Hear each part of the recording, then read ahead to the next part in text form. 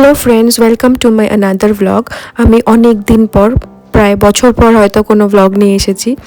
তো actually special, সেই জন্য নিয়ে এসেছি। আমি ডেলিকার ব্লগ দিই না, কারণ আমার কাছে সময় নেই এডিটিং করার।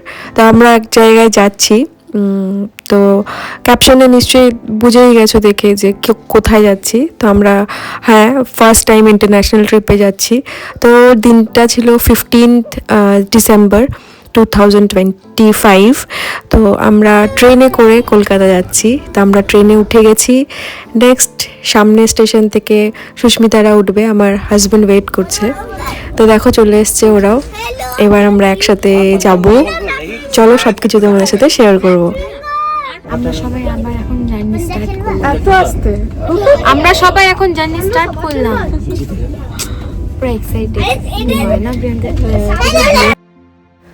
রাতের ডিনারটা পাপাইরা নিয়ে এসেছিল। তো ওরা চিকেন ফ্রাইড রাইস এগুলো নিয়েছিল, আর আমি সবার সাথে শেয়ার করি, আমি মাছ মাংস খাওয়া ছেড়ে দিয়েছি, শুধু ডিম খাই। তো আমি পনির খাচ্ছিলাম। তো এইসব করে রাতে ঘুমিয়ে পড়েছিলাম অনেক আড্ডা টাড্ডা মেরে। তো সকাল হয়ে গেছে, দেখো ঘুম থেকে উঠে গেছি আমরা।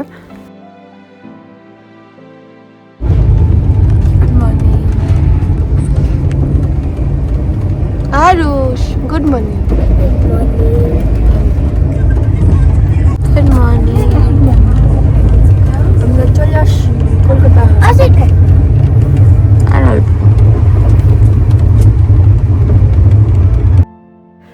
ঘুম থেকে উঠেই দক্ষিণেশ্বরের দর্শন পাওয়া ভাগ্যের ব্যাপার না, রোজ রোজ এটা হয় না। তো দেখো দক্ষিণেশ্বর দেখা যাচ্ছে, তো প্রণাম করে নিলাম এখানে একটু। মায়ের দর্শন কবে হবে জানি না। 16 ডিসেম্বরে আমরা পৌঁছে গেছিলাম কলকাতা। তো সারাটা দিন আমরা কলকাতাতেই ছিলাম। সারাটা দিন কি করেছি অত কিছু আমি আর ভিডিও করিনি, কারণ কি আর ভিডিও করব। একটা হোটেল নিয়েছিলাম, তো ওই হোটেলে আমরা সারা দিন ছিলাম, আর আমাদের রাতে ফ্লাইট ছিল। তো আমরা সেখান থেকে ফ্লাইটের জন্যে চলে যাই। তো এই দেখো আমরা হোটেলের রুমে রেডি হয়ে যাই। সারাটা দিন আমি আর কিছু ক্যাপচার করিনি। তো রাত্রিবেলা আমরা এরকম বেরোনোর আগে রাতের ডিনারটা নিয়ে বাচ্চাদেরকে নিয়ে আমরা রেডি হয়ে যাই। দেখো আমরা সবাই ব্ল্যাক পরেছি, মানে আমি আমার দুটো বাচ্চা ব্ল্যাক পরেছি। পরে দেখলাম সুস্মিতাও পুরো ফুল ব্ল্যাকে, বেশ ভালোই লাগছে সুস্মিতা। তো বেশ ভালোই লাগছিলো, সবাই অলমোস্ট একই রকমের ড্রেস পরেছিলাম। তো এই যে আমরা এখন খুব তাড়াতাড়ি যাচ্ছি আমাদের মেট্রোর জন্যে। তো এখানেও একটা ইনসিডেন্ট হয়েছিল, সুস্মিতাকে আর আমাকে একটা টোটো রেলওয়ে স্টেশনের দিকে নিয়ে চলে যাচ্ছিল, মেট্রো স্টেশনে না নিয়ে গিয়ে। তো এটার জন্য একটু কেওয়াস হয়ে গেছিলো, একটু টেনশন হয়ে গেছিলো। আর দেখো কত তাড়াতাড়ি আমরা যাচ্ছি। তো আমি এখানে ভিডিওটা এই জন্য করেছি, আমি ফার্স্ট টাইম কলকাতা থেকে ফ্লাইটে উঠলাম। মানে আমি কলকাতাতে এসেছি ফ্লাইটে করে, কিন্তু কলকাতা থেকে কখনো যাইনি। আর মেট্রোর সাথে কলকাতা এয়ারপোর্টটা একদম সাথে লাগানো। তো আমি জন্য এটাকে ভালো করে ক্যাপচার করছিলাম।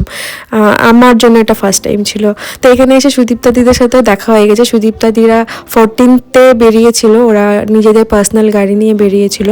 তো ওদের সাথে আমাদের এয়ারপোর্টেই দেখা। তো এবার পুরো টিম একসাথে প্রচুর মজা করতে করতে যাবো। চলো। আমাদের ট্রিপে আমরা 6টা বাবা মা, মানে 3টে বাবা 3টে মা আর 4টে বাচ্চা। তো এখানে দেখো সিঙ্গাপুর এয়ারলাইন্সটা দেখছিলাম আমি, বেশ ভালো লাগছিল। কবে যেতে পারবো জানি না, তো আমি সেটা ক্যাপচার করছিলাম। আমি এখনো দেখি তারা পেটে সেদিন রাতে হলে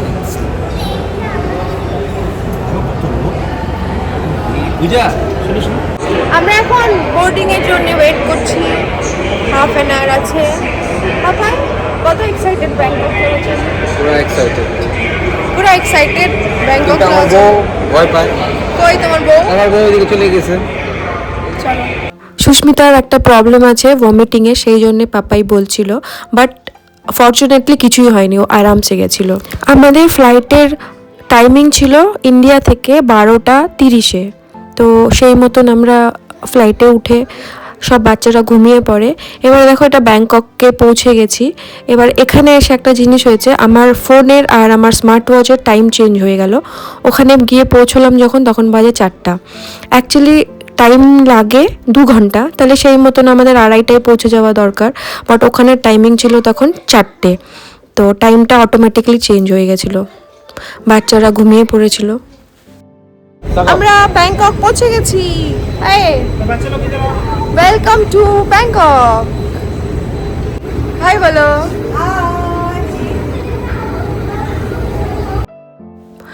ব্যাংকক এয়ারপোর্টের একটা ভিডিও সবাই হয়তো দেখেছো, শ্রী বিষ্ণুর একটা বড় স্ট্যাচু রাখা আছে।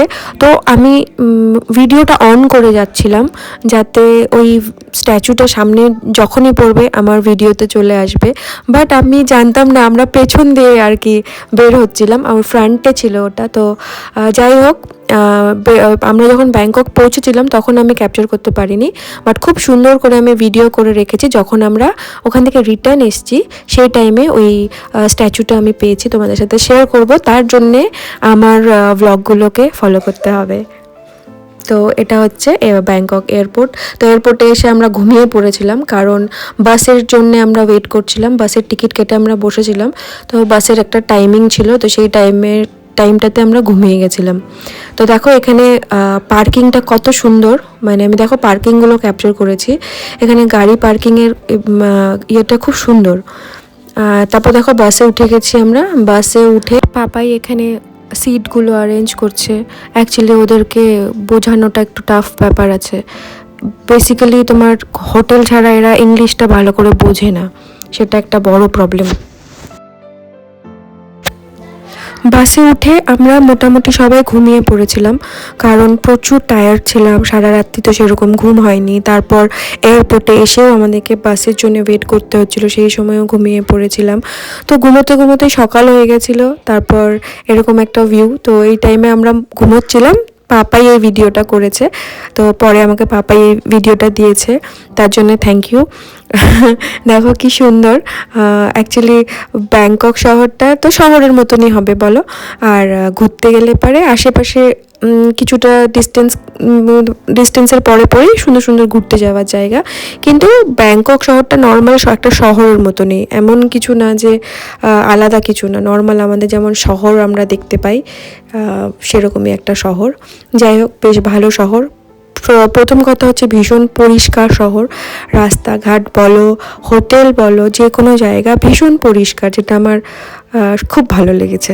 মানে আমরা যেমন বাইরে থেকে দেখি বিদেশ মানে বেশ সব পরিষ্কার, হ্যাঁ সেটা সত্যি। তো দেখো আমরা পাটায়া পৌঁছে গেছি। তো পাটায়া পৌঁছে আবার আমাদের হোটেল যাওয়ার জন্য বাস থেকে নেমে আমাদেরকে হোটেল যাওয়ার জন্য টুকটুক নিতে হয়েছিল। ওখানে এই যে এরকম গাড়িগুলো চলে, এগুলোকে টুকটুক বলে, এগুলো খুব কমফোর্টেবল, আমাদের এখানে যেমন টোটো, তো সেখানে এরকম টুকটুক। তো আমরা সেই টুকটুকে করে হোটেল অবধি পৌঁছাই। তো হোটেলে পৌঁছে আমরা কি করি, আমাদের হোটেলটা কেমন, আমরা কোথায় কোথায় ঘুরতে গেছি, সব কিছু তোমাদের শেয়ার করব। তার জন্য আমাদের সাথে থাকতে হবে, চ্যানেলটাকে সাবস্ক্রাইব করতে হবে, একটা লাইক করতে হবে, ঠিক আছে? Thank you for watching.